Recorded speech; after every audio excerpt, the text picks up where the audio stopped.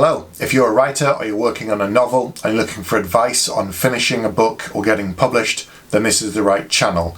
My name's Stephen and I'm a traditionally published author. Today I'm going to be talking to you about some more bad advice, and this is that you must plan your books. I've heard some people say you have to plan your books and other people say you have to write by the seat of your pants. I'm going to explore this bit of advice and look at it from both perspectives and see what's good and bad about it. Typically, writers fall into two camps. There are people who plan their books and there are those who just make it up as they go along. People who plan their books are sometimes called planners or architects because they produce things ahead of time before they actually start working on the first draft. This could be just knowing the beginning, the middle and the end. It could be a lot more detailed. And then once they've got that plan in place, they then sit down and start writing chapter one.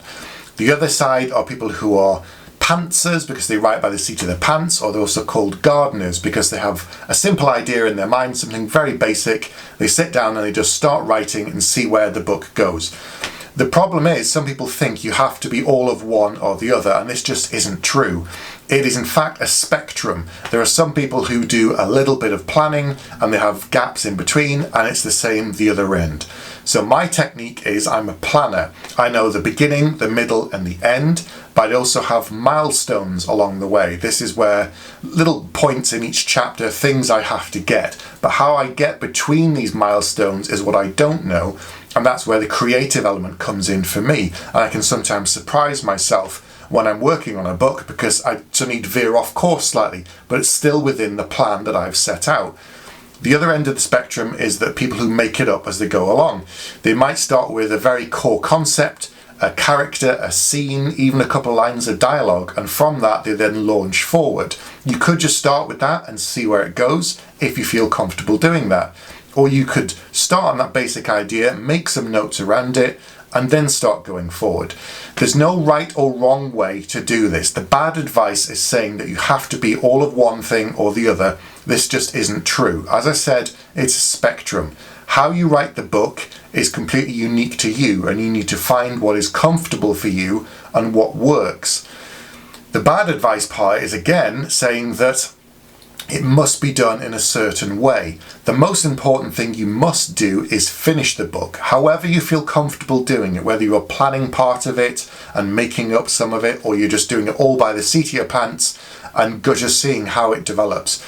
There are some very well-known authors that do both styles, so you need to find what works for you, what you're comfortable with, as long as you get past that cycle of writing 20, 30,000 words and then going back and revising it, or starting another book and then revising that. You must finish the draft.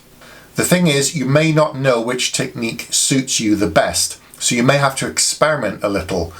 Try one side and a bit of planning and leave some gaps in and see how you get on.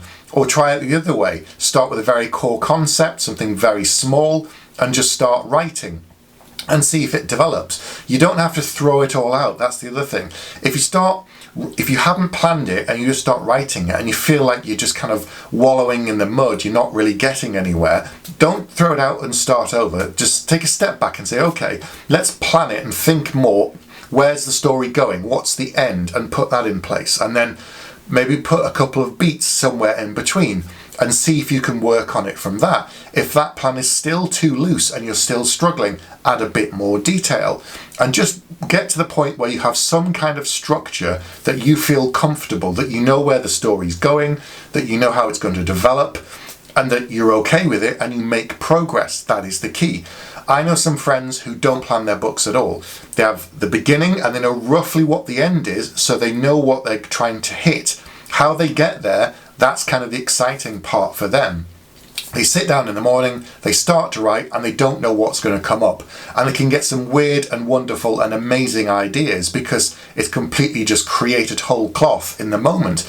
And if that works for you and you can get into a rhythm of doing it over and over and over again, then that's brilliant. Stick to it. But it's finding your own style. That's what's most important. Don't listen to other people say you have to do it one way or the other. That's what works for them as an individual. You need to find your own style and your own way forward. The other thing to remember is once you finish that first draft, the book is going to go through a number of revisions. No matter how you got there, whether it was planning it or completely making it up as you went along, the book will still need a lot of edits and a lot of revision. That's just part of the standard process, whether you're traditional publishing or self-publishing. It really doesn't make any difference. You're going to have people reading it first, whether it's beta readers or friends, then it'll go to some kind of editor who will work on it. So that first draft is a basic framework in itself. It's not the finished book. It's a very rough project. If you see, some artists and they start sketching things in, and when you take a step back, you can get a rough idea of what they're going for, and you come back and see the finished product, it's completely different and it's much more crystallized and clear. And it's the same with a book.